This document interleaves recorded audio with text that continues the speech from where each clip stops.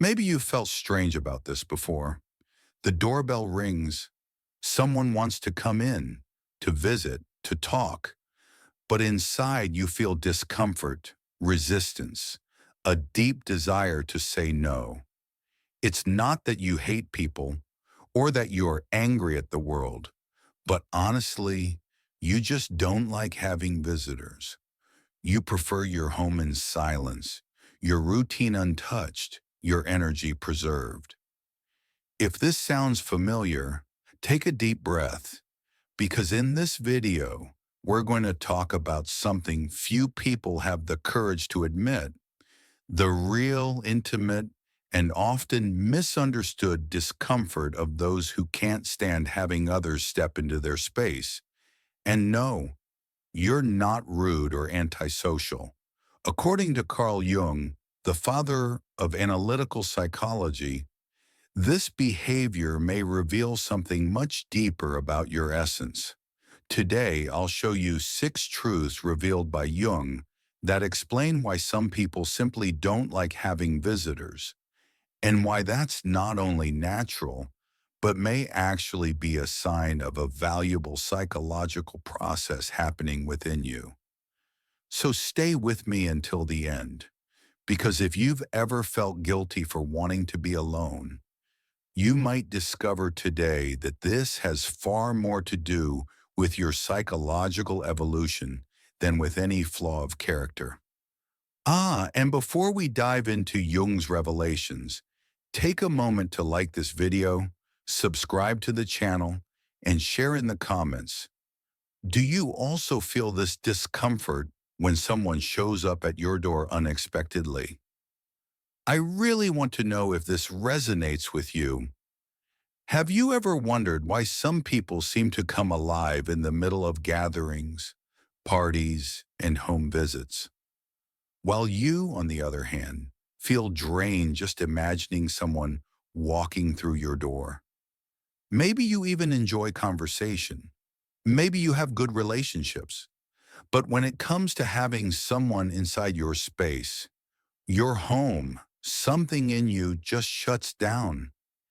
It's as if your energy is drained simply by another person's presence. And there's an explanation for that. Carl Jung, one of the greatest names in 20th century psychology, was the first to popularize 2 terms that are everywhere today: introvert and extrovert. But don't be mistaken, it's not merely about shyness or boldness. Jung wasn't talking about social behavior, but about the movement of psychic energy. The extrovert, according to Jung, directs his energy outward. He's nourished by contact, by the stimulus of others. The outer world feeds him. The introvert, on the other hand, the introvert works almost in reverse. He recharges inwardly. His nourishment comes from silence, from introspection, from time spent alone. When he's too exposed to the outside, long conversations, unexpected visits, noise, interruptions, his mind begins to close its doors, not out of arrogance, but out of psychic necessity. And here's the most important point. Not liking to have visitors isn't a social flaw. It's a direct reflection of how your energy is organized. If you're more introverted, and many people who don't realize it actually are, your home isn't just a physical place. It's a sacred space, a cocoon, a place where your energy reorganizes, where your psyche realigns. And when someone steps into that environment, even with good intentions, it's as if they disturb invisible threads you've spent the whole day carefully arranging. The presence of another forces you to activate your persona, your social mask, and with that, you drift away from yourself. And guess what? That's profoundly exhausting. Jung said that introversion isn't a conscious choice, it's an orientation of the soul. And that's why fighting against this inner impulse only creates more conflict and fatigue. Some people say, oh, that person's so closed off, doesn't like having anyone over. But what few understand is that many times, what looks like coldness or disinterest is actually protection, a psychic shield, an invisible boundary the unconscious raises to defend what lies within. Carl Jung called this process the shadow.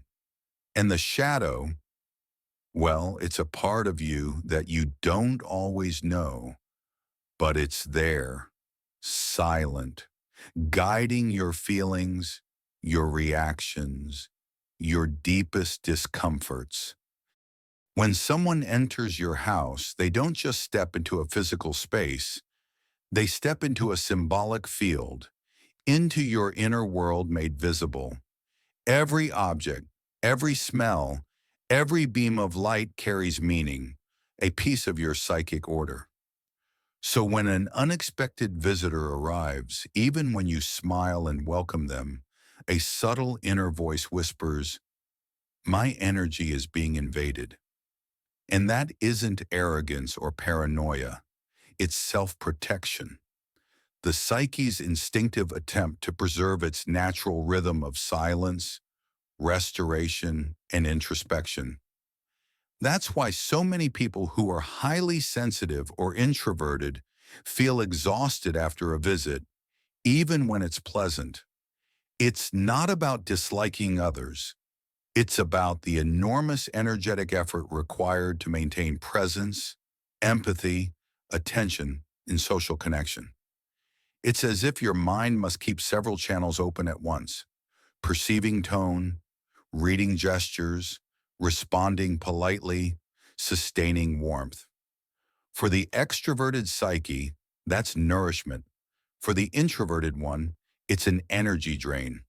Jung said that every human being carries both movements, inward and outward, but one always predominates, and the balance between them determines our level of peace.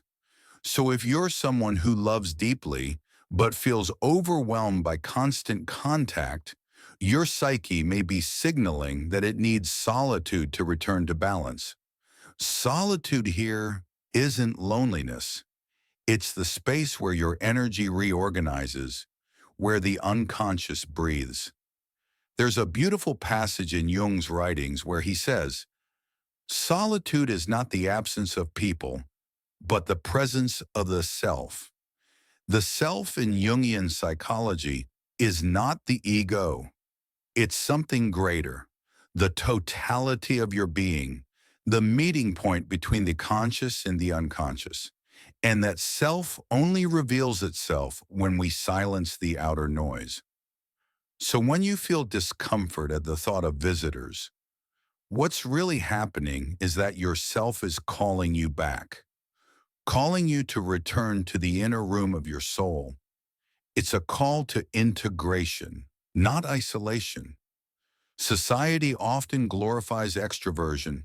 We're taught that being open, social, and available is the ideal. But Jung warned that such a collective ideal can crush the individual's nature. He said, "The shoe that fits one person pinches another." In other words, what gives life to one person can suffocate another. And that's why forcing yourself to host people, smile, and be constantly available may lead not to connection, but to internal fragmentation. Because every time you betray your natural rhythm to meet external expectations, you disconnect from your inner self. And over time, that disconnection manifests as exhaustion, irritability, even sadness. The key then isn't to reject the world, but to honor your own pace, to learn to say not today without guilt, and to understand that being selective with your energy is an act of self-respect, not arrogance. Jung believed that psychological health lies in what he called individuation, the process of becoming who you truly are, free from masks and collective demands. So if your soul seeks silence, if your home feels like a sanctuary, if you feel at peace in solitude, that's not a flaw. That's your unconscious showing you the way toward individuation. Every visit you turn down with honesty, every no you say to protect your inner peace, is actually a yes to your authentic self. And maybe, just maybe, that's why you never liked having visitors.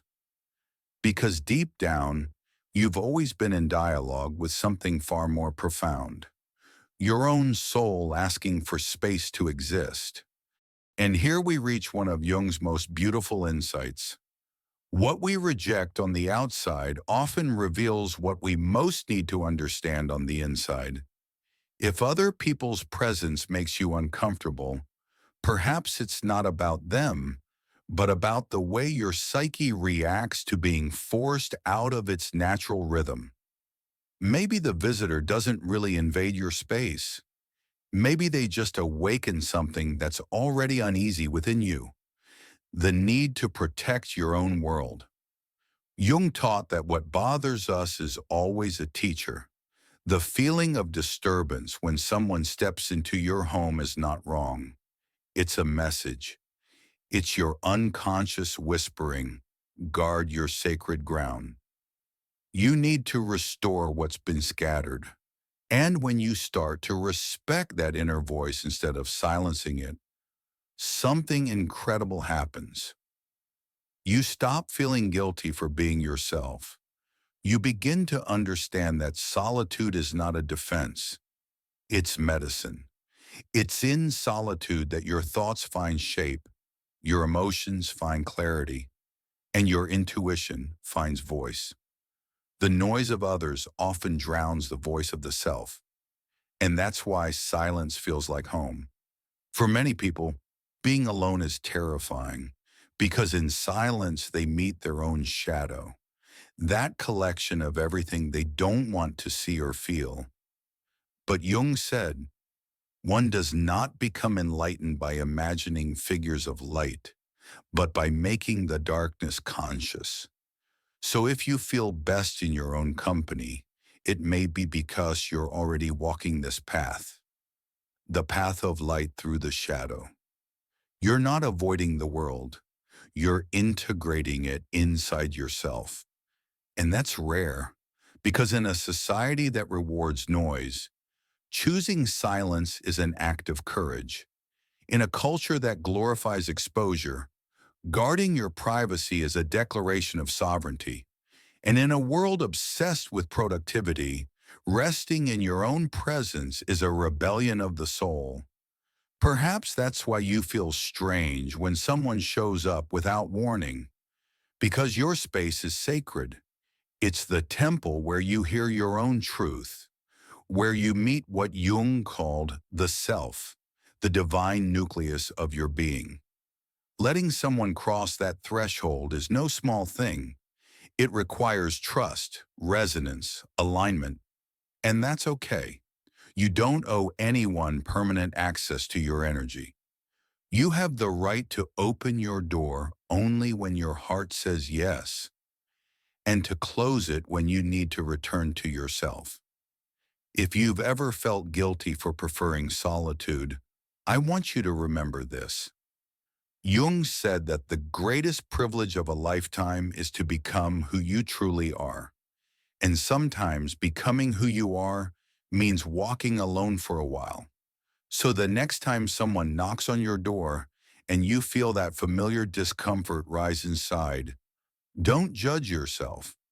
Maybe it's not rejection. Maybe it's self-preservation. Maybe it's your inner voice reminding you that peace is built in silence and that solitude is not emptiness. It's fullness that doesn't need an audience. And if people call you strange for that, smile, because only those who have met themselves know the real value of silence. So tell me, do you also feel this way when someone suddenly shows up at your door? Do you also protect your solitude as if it were sacred? Share it in the comments. I'd love to know your experience. And if this message resonated with you, don't forget to like the video, subscribe to the channel, and share it with someone who might need to hear that being alone isn't a flaw. It's a form of wisdom. Thank you for being here, for listening, and for honoring your own silence. See you in the next video.